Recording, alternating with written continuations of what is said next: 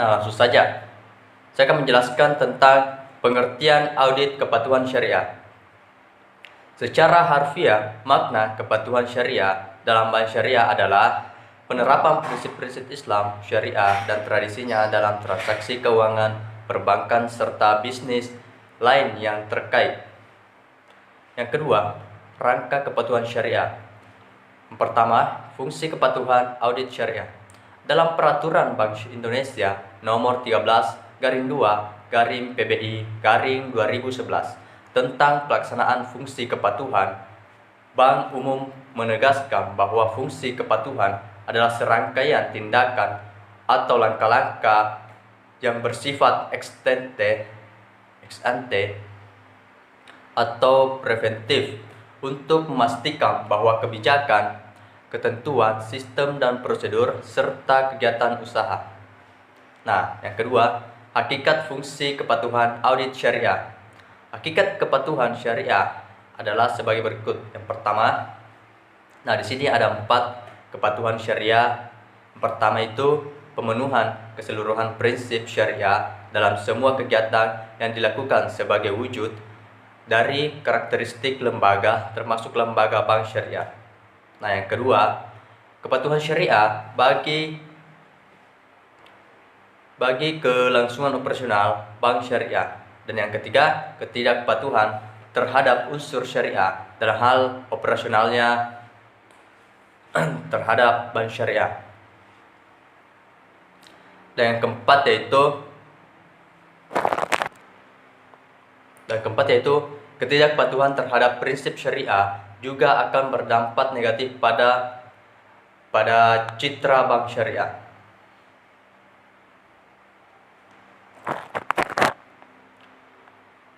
Bagian C atau ketiga, karakteristik fungsi kepatuhan audit syariah.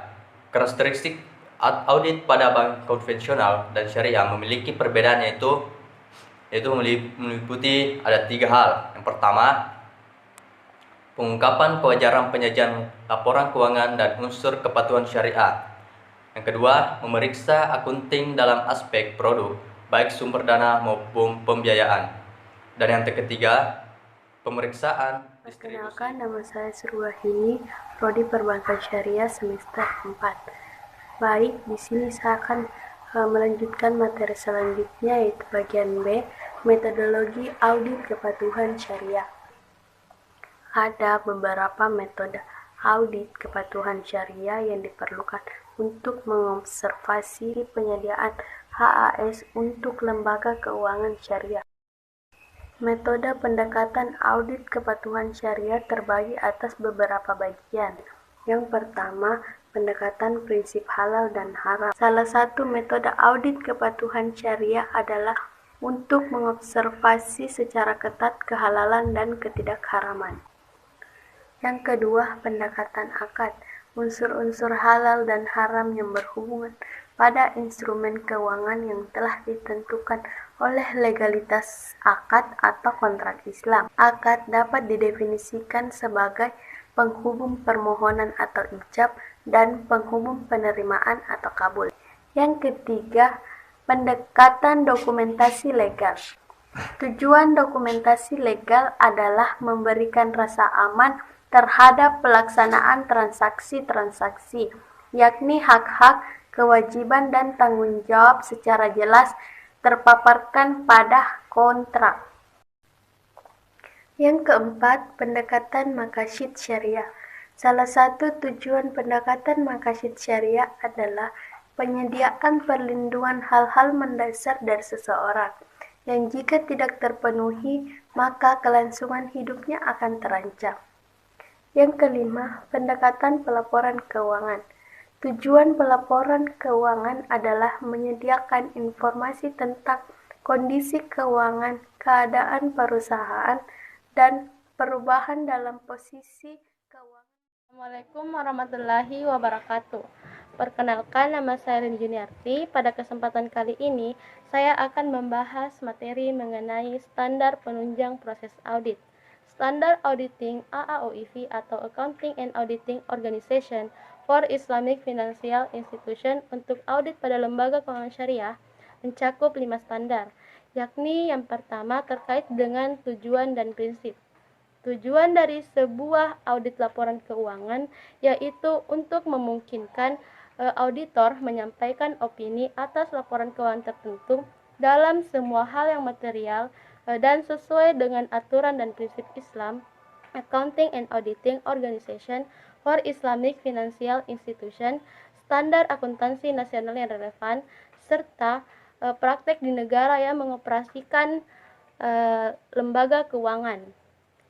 Adapun prinsip dari etika profesi yaitu mencakup kebenaran, integritas, dapat dipercaya, keadilan dan kewajaran, kejujuran, independen, objektivitas, kemampuan profesional, bekerja hati-hati, perilaku profesional, serta dapat menguasai standar teknis.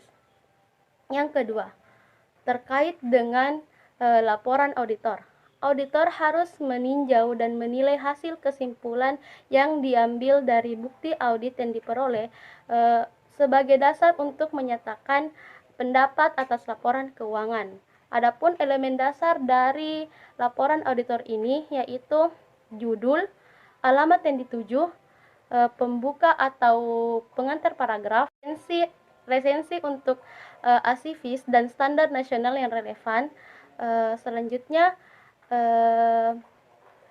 deskripsi pekerja audit,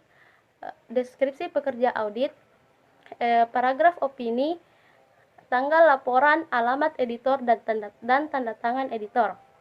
Yang ketiga, terkait dengan ketentuan keterlibatan audit.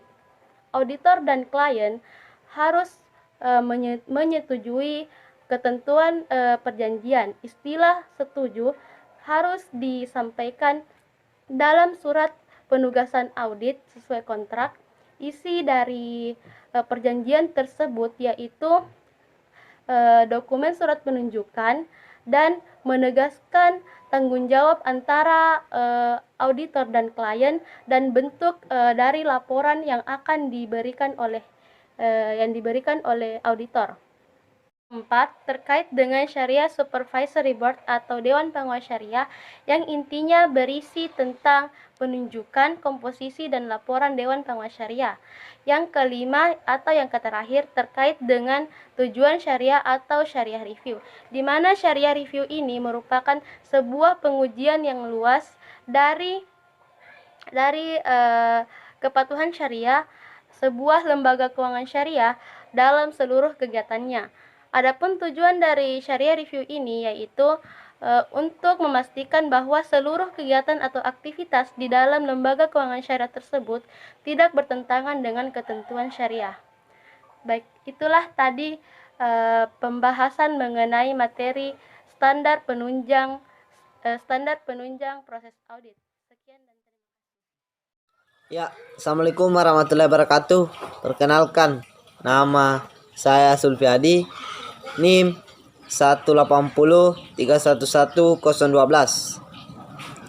Saya di sini sedikit akan menjelaskan tentang prosedur audit berkelanjutan. Metodologi yang harus diambil untuk memiliki khas dari lembaga keuangan Islam harus diawali dengan pertimbangan awal. Pertimbangan awal merupakan pertimbangan yang sangat penting dalam menjaga tata kelola perusahaan yang baik. dan memastikan kepatuhan syariah. Pertimbangan awal ini dibagi atas 4 bagian. Yang pertama, continuous move monitoring and auditing. Yang kedua, meta control. Yang ketiga, determine the process frequency. Yang keempat, configure parameters. Continuous move monitoring and auditing dapat didefinisikan sebagai metode otomatis yang digunakan untuk melakukan penilaian, pengendalian, dan resiko secara lebih sering. Sebagaimana dinyatakan oleh panduan ini, teknologi memainkan peran penting dalam kegiatan audit berkelanjutan dengan membantu mengotomatiskan identifikasi pengecualian atau anomali, menganalisis pola dalam digit bidan numerik utama, tren peninjauan, dan kontrol pengujian di antara aktivitas lainnya. Yang kedua, meta control. Dalam suatu perusahaan, meta control dapat didefinisikan sebagai suatu proses yang dipengaruhi oleh sumber daya manusia dan sistem teknologi informasi yang dirancang untuk membantu perusahaan mencapai tujuan tertentu. Pengendalian. Meta control merupakan suatu cara yang mengarahkan, mengawasi, dan mengukur sumber daya suatu perusahaan. Ia berperan penting untuk mencegah dan mendeteksi penggelapan atau fraud dan melindungi sumber daya perusahaan, baik yang berwujud maupun tidak, atau hak kekayaan intelektual seperti merek dagang. Yang ketiga, determine the process frequency.